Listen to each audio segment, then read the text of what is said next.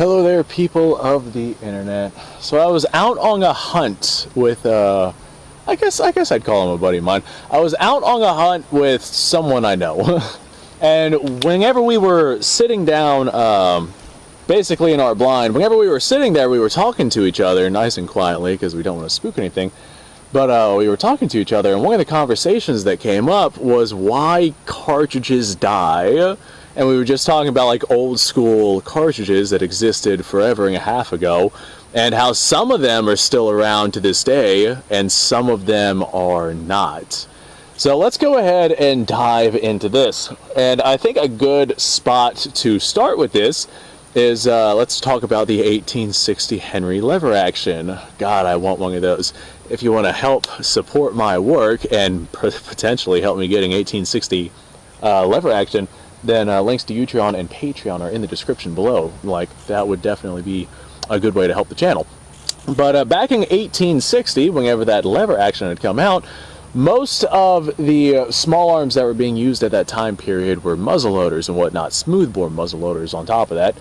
But the 1860 Henry, the cartridge that it came out with was a 44 caliber cartridge that was propelled by 28 grains of black powder, kind of on the anemic side, but it was adequate enough to be able to handle the things that needed handled. It would move around 1,200 or so feet per second. However, this was a rimfire cartridge, and like I said, it was a little on the anemic side. So whenever the 4440 had come out, that was the same 44 caliber diameter projectile, but it was propelled by 40 grains of black powder, which was a significantly stouter charge. And it was actually a centerfire round, which meant that unlike the rimfire round, the centerfire round could be reloaded out in the field. And if you're on the frontier, being able to reload your own ammunition was definitely an essential. 4440 ended up replacing 44 Henry rimfire basically very rapidly whenever the centerfire cartridge had come out. Now that was in 1873, so the 44 Henry rimfire had been around for quite a while, and 44 Henry rimfire continued to get made until like the 1920s, sometime around there. But 4440, with it being centerfire, is actually still made to this day. You can literally go out and get yourself brand new produced 4440 cartridges. But that is an example of a newer technology replacing an older technology that had become more antiquated. I don't want to call it obsolete because rimfire is still very much around nowadays, but it had become antiquated in comparison to its centerfire, more powerful counterpart. So that's one of the things that could cause cartridges to become, well, basically to make them go away. Now, the guy that I was with had brought up whenever they get too old, they tend to disappear. And I'll have to disagree with that. This area is 7.62 by 54 rimmed, and it is still in military service literally to this day. I believe that this cartridge was adopted in 1891, if memory serves me correctly.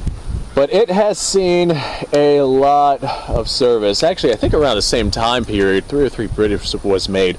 And the British in their colonies did not get rid of 303 British until like the 2020s, like very, very recently. That is definitely a long-standing cartridge. However, 7.62 by 54 rimmed is literally still in primary use to this day, so the age aspect of a cartridge doesn't really matter much. Now, one of the things that really makes cartridges take off is whenever a military adopts it and they produce it on absolute mass.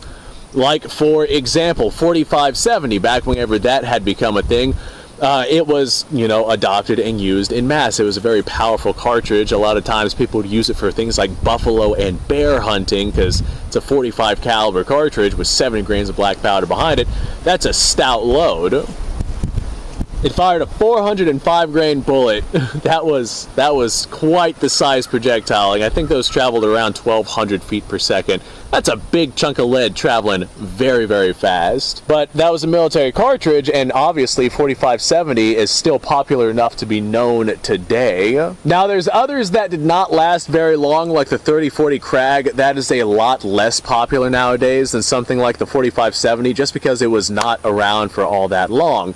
Not only that, but shortly after that came the 30-06, which was superior in every single way. It was a 30 caliber round. I'm just going to completely skip over the 30-03. Somebody's going to type that in the comments. Yeah, I'm acknowledging it right now. But it was a 30 caliber round that fired the projectile much more effectively than the rimmed 30-40 Krag cartridge did. With it being a rimless cartridge, you also had all of the perks of that, so that replaced the 30-40 Krag. However, 4570 was a completely different beast, a 45 caliber projectile as opposed to a 30 caliber projectile. That's why the 30-06 didn't really replace the 30 or the 4570, whereas it did replace the 30-40 Krag because it literally launched the same bullet just way more effectively. And we're not going to get into Spitzer cartridges or anything like that. So once a cartridge is replaced by something that has superior technological advancement compared to the previous generation, that cartridge tends to get replaced. However, there's some out there that, although they have better technology, they are still very much not replaced, like the 7.62x54 rimmed. The Russian, well, I guess all of the comm block states and whatnot, have basically come to the conclusion that if it ain't broke, keep killing people with it. And the 7.62x54 rimmed is a great example of that. Definitely a powerful enough round to be able to handle whatever it is that you're looking to handle. So this right here is still in military service to this day, and as a result is still being used literally around the world. However, there are cartridges that came out roughly around the same time period, like for example 8mm Mauser. This was used all over the world for a very long time. However, the countries that used 8mm Mauser have moved on to a more technologically advanced cartridge, I guess I will go ahead and say. Basically, well, a lot of them 7.62x51 or 5.56 NATO. A lot of it has to do with like standardization of cartridges, just giving up all of the, I don't want to call them oddball because they're not oddball by their standards, like by the standards of the day whenever they were made. But all of the cartridges that are not standardized, and there's a whole history lesson behind NATO and why they standardized their ammunition and whatnot.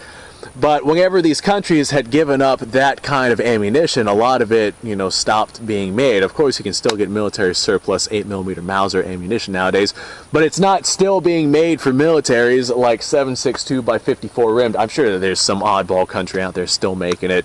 Someone's going to go correct me down in the comments. Definitely not nearly as mainstream as it used to be. And as a result, 8mm Mauser, especially here in the United States, is definitely way more dead than it was 50 years ago. Whenever a cartridge takes off, it is either a significantly superior cartridge, like for example 4440 compared to 44 Henry rimfire, or maybe like the 3030 whenever they introduced smokeless powder to the world. Let me go ahead and revisit that statement.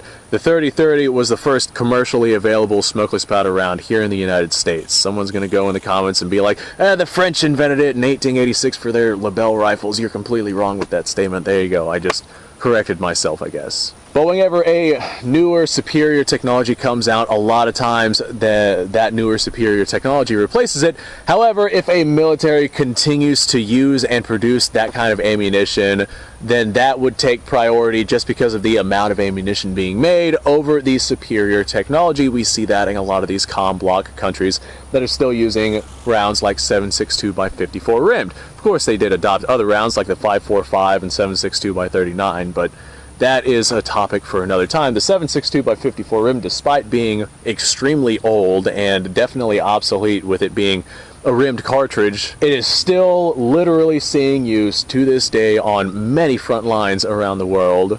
And I mean, hell, we're seeing it very regularly over in the fighting going on in Ukraine right now. So that cartridge is definitely not dead because it's being produced by military forces by massive amounts. Unlike some other stuff where the many other countries that were producing it have moved on to other cartridges like, say, 8mm Mauser. For the most part, I think that is why cartridges die. Either the military was keeping them alive by producing a lot of it, and they've given up on it, so obviously as time progresses, the civilian ship will give up on that and move on to what the military is using and producing in massive numbers, or it's all, you know, based along technological advancement. We don't really see a lot of that going on nowadays. We might see like some different bullet sizes and some different propellants and whatnot that just do things better. And we are seeing like hybrid cases that are like part steel and part brass to achieve much higher velocities than normally like normal brass would be able to achieve.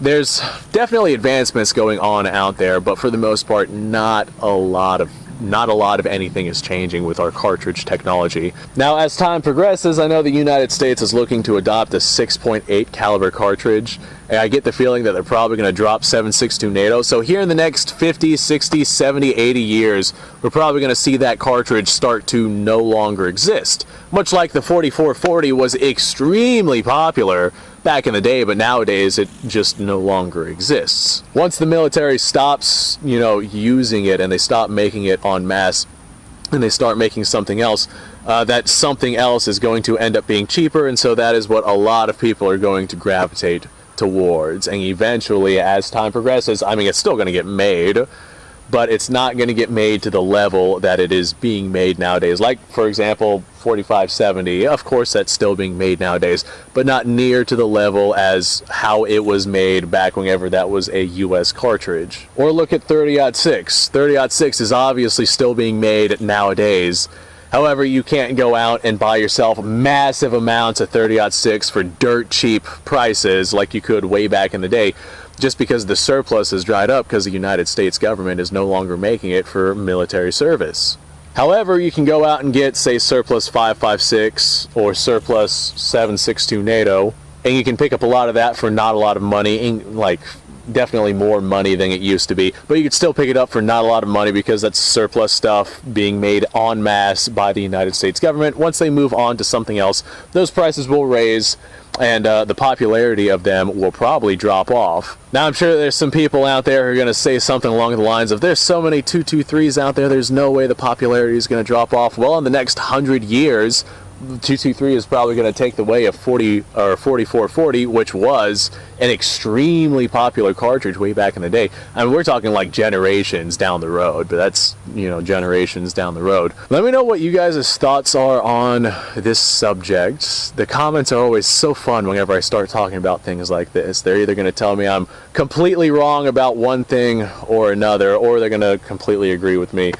I'm sure that you guys are going to have another point to add in on why cartridges die. This isn't an opinionated video, this is literally just me stating my observations. So thanks for watching, folks. I appreciate your time. Like, subscribe, share. Description below, link to all sorts of stuff. Go ahead and go check that out. You guys go off, have yourself a fantastic day. I'm probably going to go grab some ammo and put a couple of rounds downrange because I didn't do much shooting in this video. So I will see y'all on the next video because I'm sure I'm going to make another.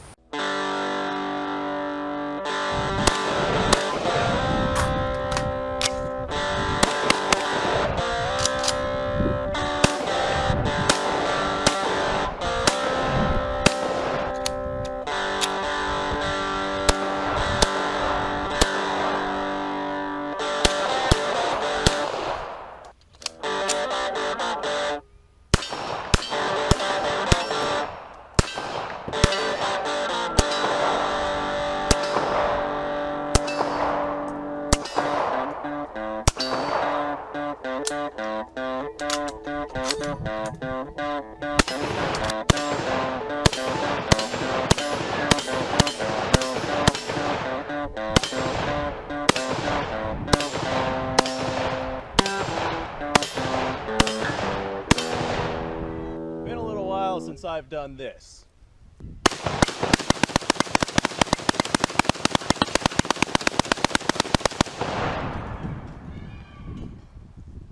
Bonnie and Clyde be damned. The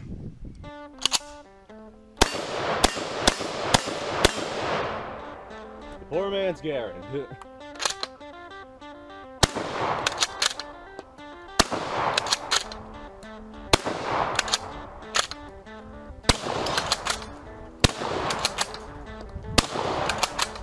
Shame that bolt action shotguns aren't more mainstream.